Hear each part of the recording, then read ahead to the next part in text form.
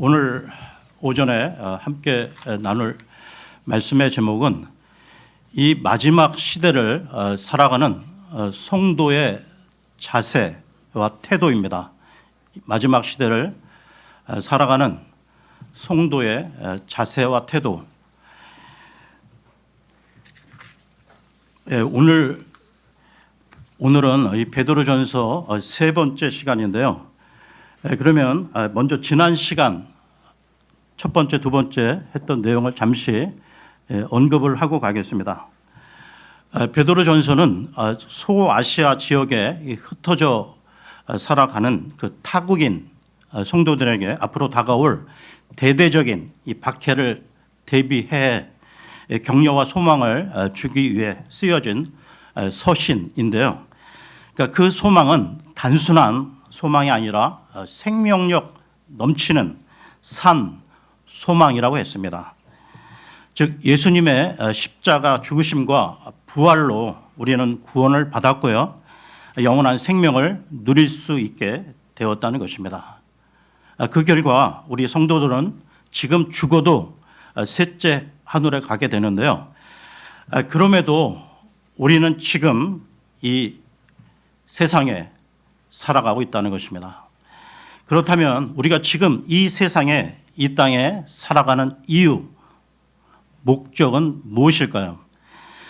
먼저 내면적으로 우리 그리스도인들은 예수 그리스도의 그 성품을 닮아가야 한다는 것입니다. 이것을 신학적 용어로 성화라고 하는데요. 그러면서 다음 그 외적, 그 바깥으로는 그 예수 그리스도의 그 사역을 본받아서요, 하나님 나라 확장을 위한 헌신의 삶을 살아가야 한다는 것입니다. 그러면 오늘 본문 베드로전서 1장 13절을 보겠습니다. 베드로전서 1장 13절입니다.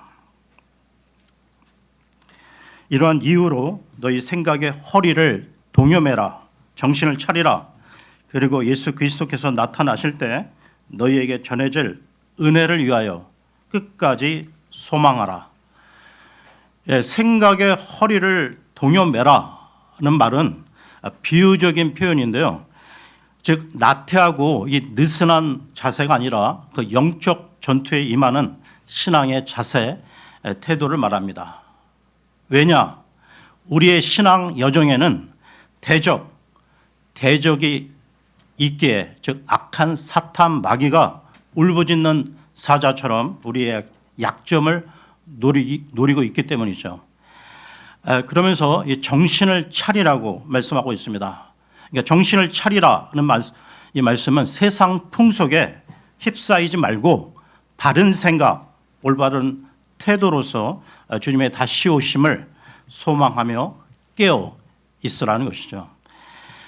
여러분, 이 깨어 있으라는 이 명령은 성경에서 자주 언급되는 경종의 말씀으로서 로마서로 갑니다. 로마서 13장 11절을 보겠습니다. 로마서 13장 11절입니다.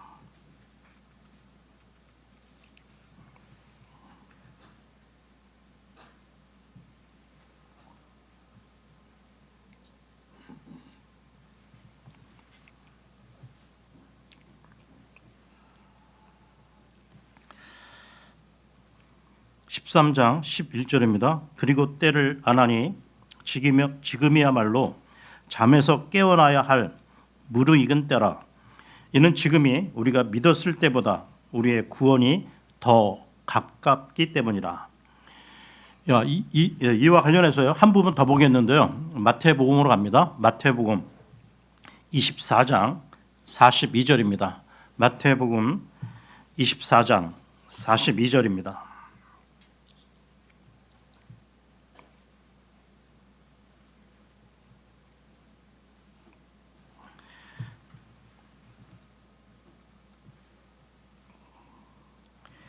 그러므로 깨어 있으라. 이는 너희가 너희의 주께서 어느 시각에 오시는지 모르기 때문이라. 그리고 사도 요한 역시 그 영 안에서 셋째 하늘에 올라갔을 때 이런 경고의 말씀을 확인했는데요. 요한계시록으로 갑니다. 요한계시록 3장 3절입니다. 요한계시록 3장 3절입니다.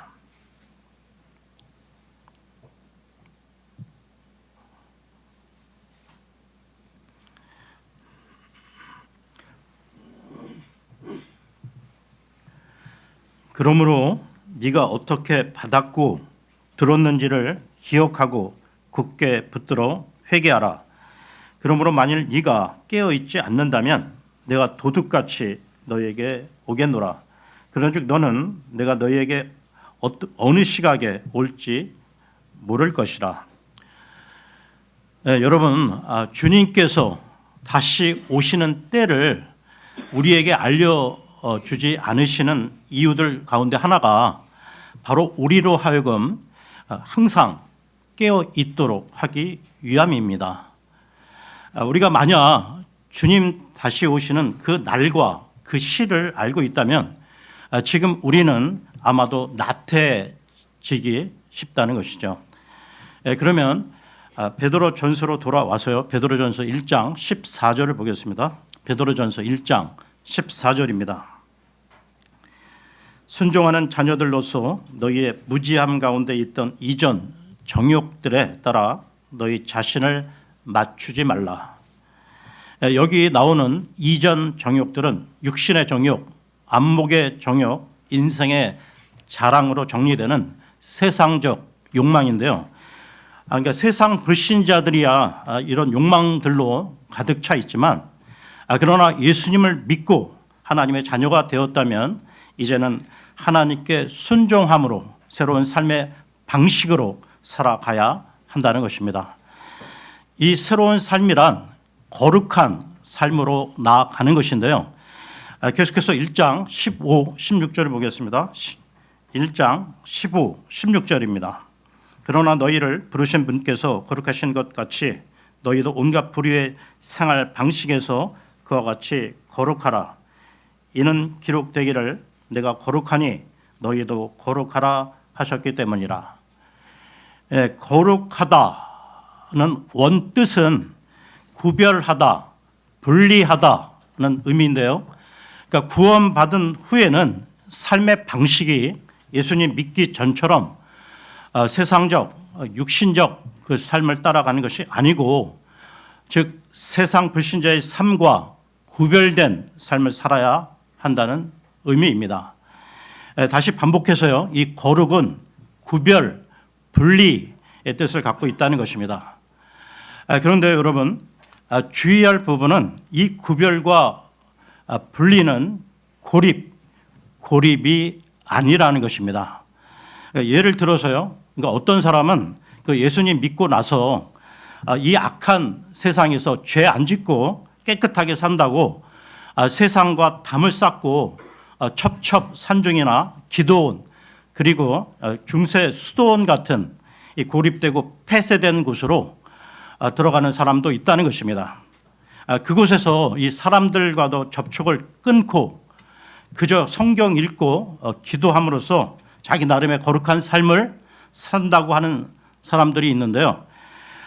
그러나 여러분, 참 그리스도인들은 세상으로부터 고립되어 자기만의 그 은둔 생활을 하는 것이 아니라 이 악하고 어두운 세상 속에서도 동화되지 않고 구별된 삶을 살아가는 자라는 것입니다. 그러면서요, 이 주변 불신자들에게 본이 되는, 즉 좋은 간증의 삶, 즉 세상의 빛과 소금이 되는 삶을 살아가야 한다는 것입니다. 그래서 우리 주님도 제자들에게 너희는 세상으로 가서 그들을 가르치라고 하셨던 것이죠. 이와 관련해 마태복음으로 갑니다. 마태복음 28장 19절에서 20절입니다. 마태복음 28장 19, 20절입니다.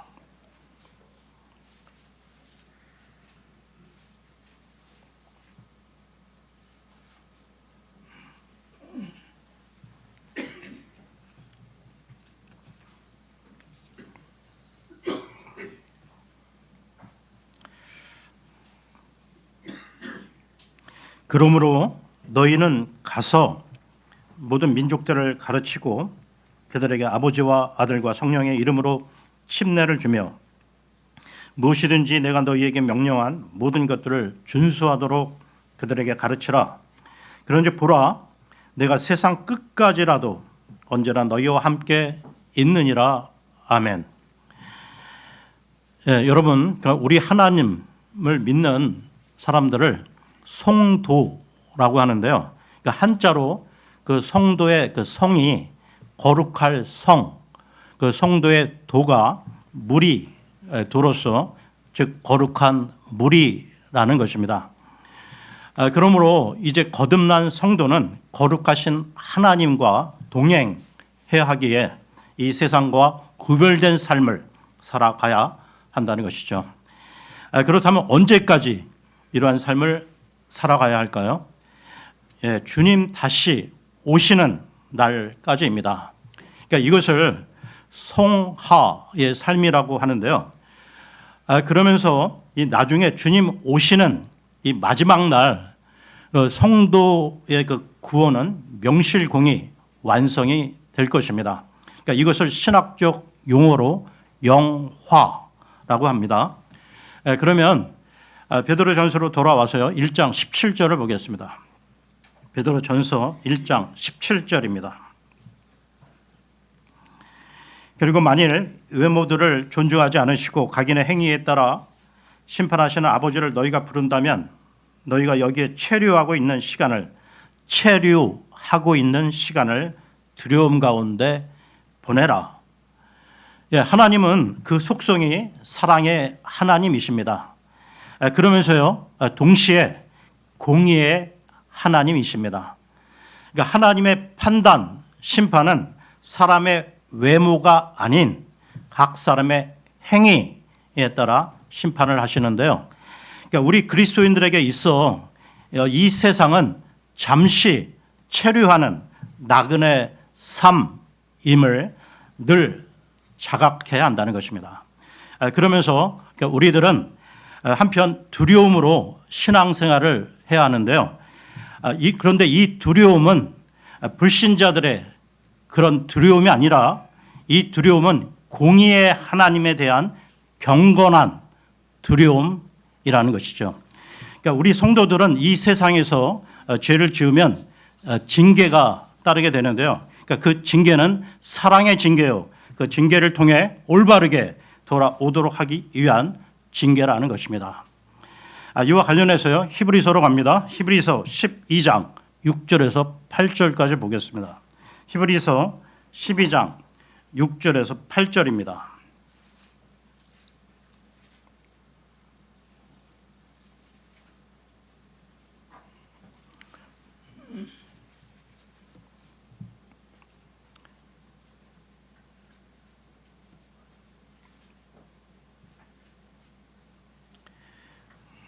(12장) 6절에서 8절입니다. 이는 주께서 사랑하시는 자를 친히 징계하시고 그분께서 받아들이시는 모든 아들마다 채찍질하시기 때문이라. 만일 너희가 징계를 견뎌낸다면 하나님께서 아들들을 대하듯 너희를 대해 주시느니라. 그런즉 아버지가 징계하지 않는 자가 무슨 아들이냐. 그러나 만일 모두가 동참자들이 되는 징계가 너희에게 없다면 그때 너희는 아들들이 아닌 사생아들이로다. 그래서 우리가 이 땅에서 나그네로서 살아갈 때 악행, 죄에 대한 두려움이 있어야 한다는 것입니다. 이에 대한 같은 맥락의 말씀, 이 사도 바울의 말씀을 보겠는데요. 빌립보서로 갑니다. 빌립보서 2장 12절입니다. 빌립보서 2장 12절입니다.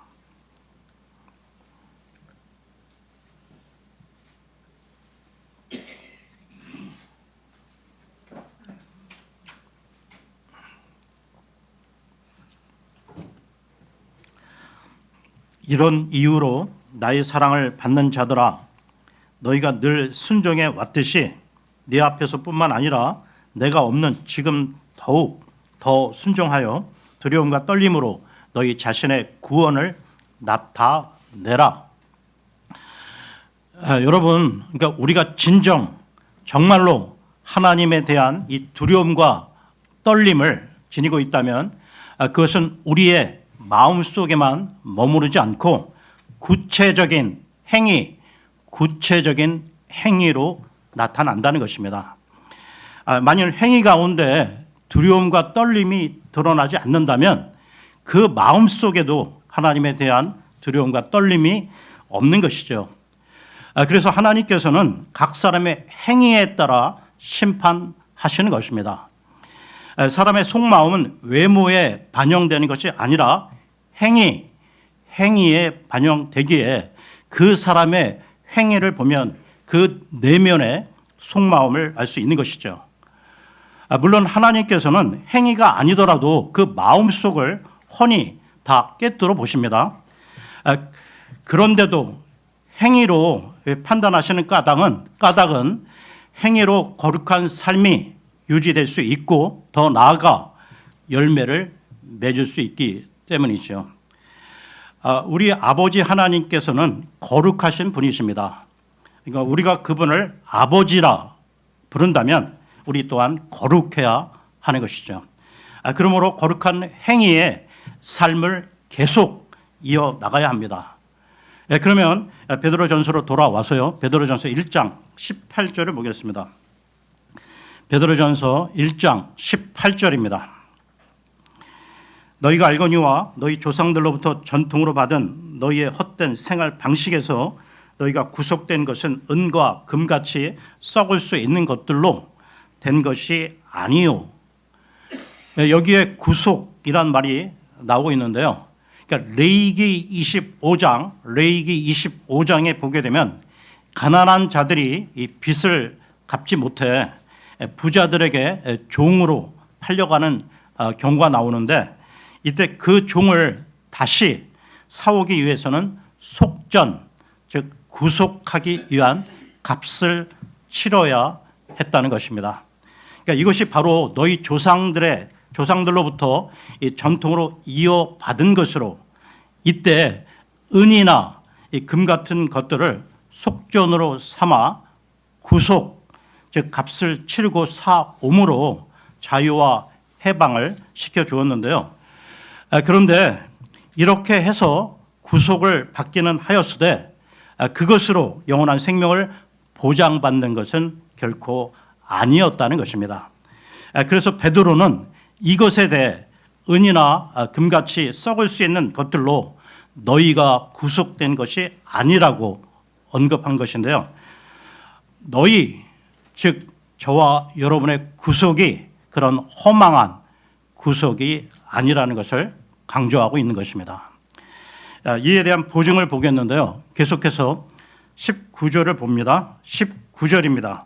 오직 흠 없고 점 없는 어린 양의 피 같은 그리스도의 보배로운 피로 구속된 것이라. 우리가 받은 이 참 구속은 그리스도의 보배로운 피로 된 것입니다.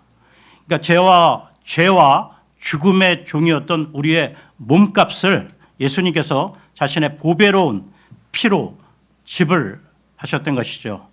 그러니까 그것은 구약의 그 희생 제물로 드려졌던 짐승의 피도 아니었고 우리 인간의 피도 아니었다는 것입니다. 계속해서요. 20절을 봅니다. 20절입니다. 그분은 진실로 세상의 기초가 세워지기 이전에 미리 정해지셨으나 너희를 위하여 이 마지막 시대들에 명백하게 나타나셨느니라. 그분, 즉 예수 그리스도께서 이 마지막 시대들에 명백하게 나타나셨다고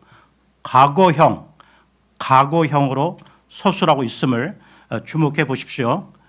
즉 과거형으로 예수님의 초림 때를 말하고 있습니다.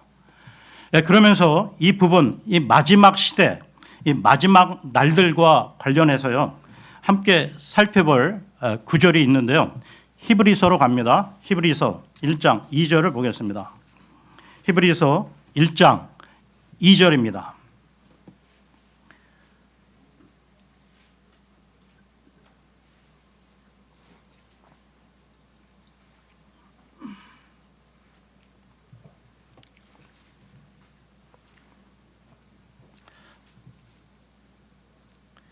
히브리서 1장 2절입니다. 이 마지막 날들에 그분의 아들을 통하여 우리에게 말씀하셨으니 그 아들은 그분께서 모든 것들의 상속인으로 임명하신 분으로서 그 아들을 통하여 그분께서 또한 세상들을 만드셨느니라. 조금 전에 언급한 베드로전서 1장 20절과 여기 히브리서 1장 2절은 모두 그 시제상으로 과거인데요. 즉 예수 그리스도의 초림 시점이라는 것입니다. 그런데요, 히브리서 1장 2절의 경우 거기에 언급되고 있는 상속인이라는 말에 주목해 보십시오. 그러니까 성경에서 이 상속인은 그 유업, 그 유산, 특히 그 땅의 유업을 상속받게 될 사람을 의미한다는 것입니다. 따라서 이 아들을 모든 것들의 상속인으로 임명하셨다는 언급은 앞으로 예수 그리스도께서 땅을 유업으로 상속받으시고 통치하시게 될 것을 서술하고 있는 것이죠. 그러나 지금 우리가 살아가고 있는 이 교회 시대에 그리스도께서 땅을 유업으로 상속받으시고 통치하고 계신 것은 결코 아니라는 것입니다. 오히려 지금 이 땅은 사탄 마귀가 이 악한 세상을 지배하고 있다는 것이죠. 그러니까 예수 그리스도는 지금 셋째 하늘 하나님의 보좌 오른편에 앉아 계십니다. 그렇다면 예수 그리스도께서 이 땅을 유업으로 받으시고 통치하시게 될 그 시점은 지금 이 교회 시대가 아니라 미래의 일이라는 것입니다. 이 미래의 시점을 성경은 천년 왕국으로 밝히고 있고요.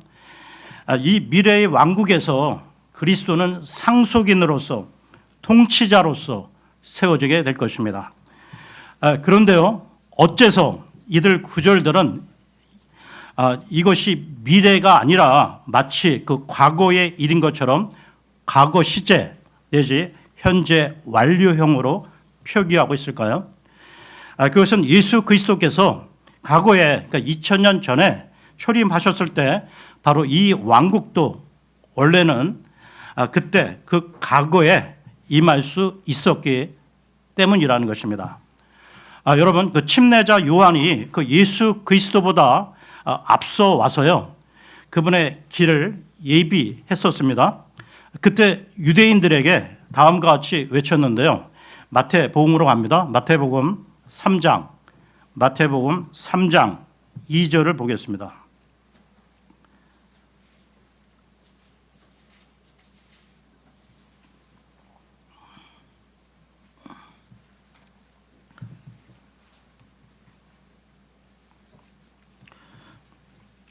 마태복음 3장 2절입니다. 말하기를 너희는 회개하라. 이는 하늘의 왕국이 가깝기 때문이라 하였더라. 이 왕국 복음은 예수님께서도 친히 외치셨는데요. 마태복음 4장 17절을 보겠습니다. 마태복음 4장 17절입니다.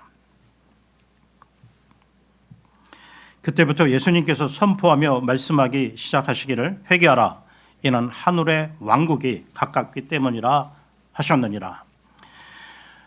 예수님께서는 이 3년 반 공적 생애 기간 동안 계속해서 이 왕국 복음을 전파하셨다는 것이죠. 마태복음 4장 23절을 보겠습니다. 4장 23절입니다. 이후에 예수님께서 갈릴리 전체를 두루 다니시며 그들의 회당들 안에서 가르치시고 왕국 복음을 선포하시며 백성 가운데 온갖 부류의 병세와 온갖 부류의 질병을 치유하셨더라. 그러나 유대인들은 자신들의 왕으로 오신 예수 그리스도와 그분의 왕국을 거부하면서요, 더 나아가 그분을 십자가에 매달아 처형시켰다는 것입니다.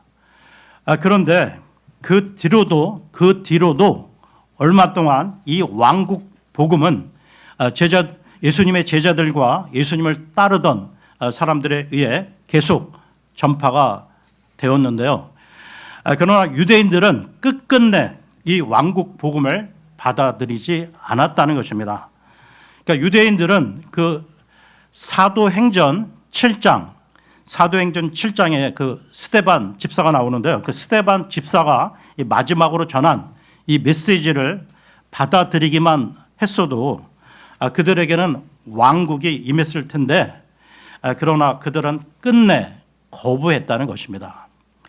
그러면서요, 그들의 왕은 초림 때 다윗의 보좌에 앉지 못하셨고 결국은 하늘의 왕국은 뒤로 연기가 되었던 것입니다.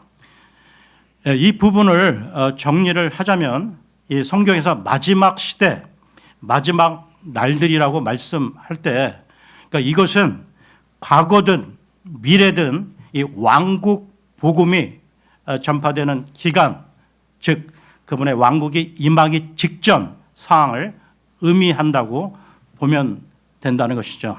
그러니까 다시 말씀드리면 마태복음 3장의 그 침례자 요한이 왕국 복음을 전파하기 시작한 때로부터 이 사도행전 7장의 그 스데반 집사가 마지막으로 이 왕국 복음을 전파했던 그 시점에 이르기까지의 기간은 마지막 날들에 해당하는 기간이었다는 것입니다.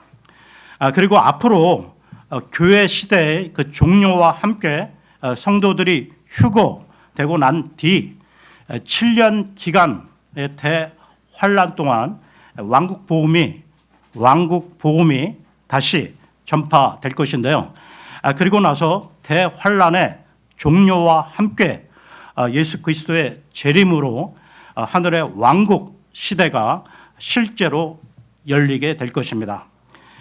지금까지의 이 설명을 통해 보면 오늘 본문 이 베드로전서 1장 20절의 그 마지막 시대가 지시하는 그 시점은 과거이면서 한편 미래인 것이죠. 그러면서 구약의 예언자들은 이 두 시점을 한꺼번에 보았던 것입니다. 즉 예수 그리스도의 초림과 재림을 함께 보았던 것이죠. 그러면 베드로전서로 돌아와서요. 베드로전서 1장 21절을 보겠습니다. 베드로전서 1장 21절입니다. 너희는 그분을 통하여 하나님을 믿나니 그분께서는 너희의 믿음과 소망이 하나님 안에 있게 하시려고 그분을 죽은 자들로부터 일으켜 세우셨으며 그분께 영광을 주셨느니라. 하나님은 거룩하신 분으로 죄인된 인간은 하나님을 바로 만날 수 없기에 하나님과 인간 사이에 중보자로 오신 예수 그리스도를 통해서만이 죄의 문제를 해결받고 하나님께 나아갈 수 있다는 것입니다. 그러니까 다시 말해서요, 예수 그리스도를 통해서만이 하나님을 믿을 수 있다는 것입니다. 이와 관련해 요한복음으로 갑니다. 요한복음 14장 6절을 보겠습니다. 요한복음 14장 6절입니다.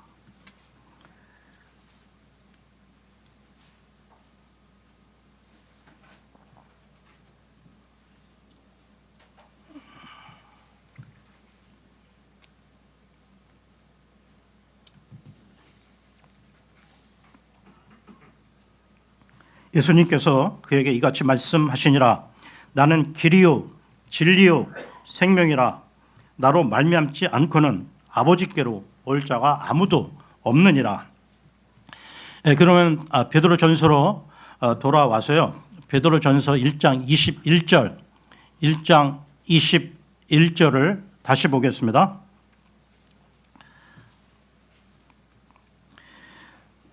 너희는 그분을 통하여 하나님을 믿나니 그분께서는 너희의 믿음과 소망이 하나님 안에 있게 하시려고 그분을 죽은 자들로부터 일으켜 세우셨으며 그분께 영광을 주셨느니라. 예수 그리스도는 우리에게 생명력 넘치는 산 소망을 주시려고 죽은 자들로부터 부활하셨고요. 하늘에 오르셔 영광을 받으셨습니다. 그런데 더 나아가서요, 그분께서 앞으로 더 큰 영광을 받으시는 것은 주님 다시 오시는 재림 때에 더욱 분명해질 것입니다. 조금 전 마지막 시대, 마지막 때와 관한 이 설명을 통해 보면 베드로 또한 지금의 우리들과 똑같이 재림의 소망을 갖고 있었고요. 그러니까 아직 이것을 갖지 못한 사람들에게 이 베드로 전서를 통하여 그 믿음과 소망을 촉구하고 있는 것입니다. 여러분, 말로 표현할 수 없는 고난과 이 박해 속에서도 예수님의 피로 구원받은 은혜에 감사하며 소망 가운데 거룩한 삶을 살아갔던 그 1세기 초대교회 그리스도인들이 있었습니다.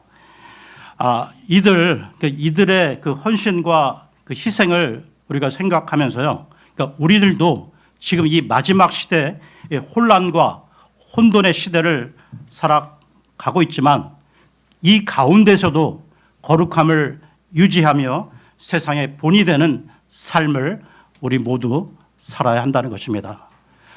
네, 오늘은 여기까지 하고요. 다음 시간에 베드로전서 1장 22절부터 계속 이어서 하겠습니다. 네, 감사합니다.